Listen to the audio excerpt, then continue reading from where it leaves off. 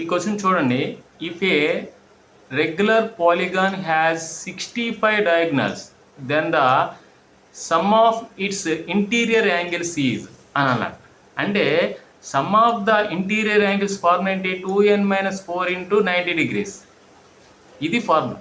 ఈ ఫార్ములాలో మనకి number of sides తెలియాలి, కానీ అడేమిచ్చాడు? నెంబర్ ఆఫ్ డయాగ్నల్స్ ఇచ్చాడు.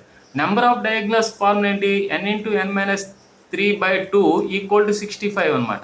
ఇప్పుడు n×n-3 ఈక్వల్ టు 130.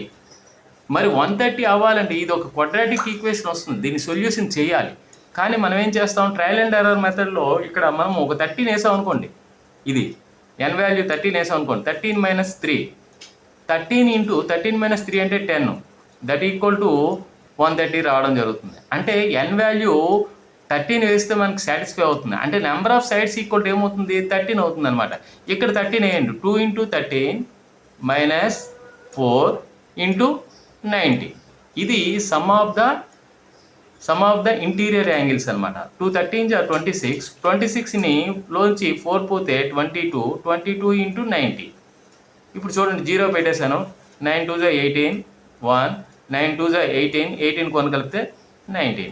ఈ విధంగా మనకి 1980 degrees అనేది sum of the interior angles అనమాట.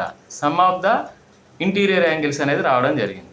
ఈ క్లాసులన్నీ కూడా మీకు నచ్చినట్టయితే ఖచ్చితంగా లైక్ చేయండి, అదేవిధంగా సబ్స్క్రైబ్ చేయండి. పక్కనే ఉన్న బెల్ ఐకాన్ క్లిక్ చేసుకోవడం మర్చిపోవద్దు.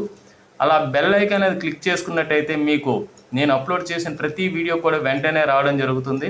అదేవిధంగా మనకి ఈ క్లాసులు అనేవి ప్రతిరోజు కూడా 10 to 15 క్వశ్చన్స్ అనేవి మనకి షార్ట్స్ రూపంలో అప్లోడ్ చేయడం జరుగుతుంది. Okay, thank you.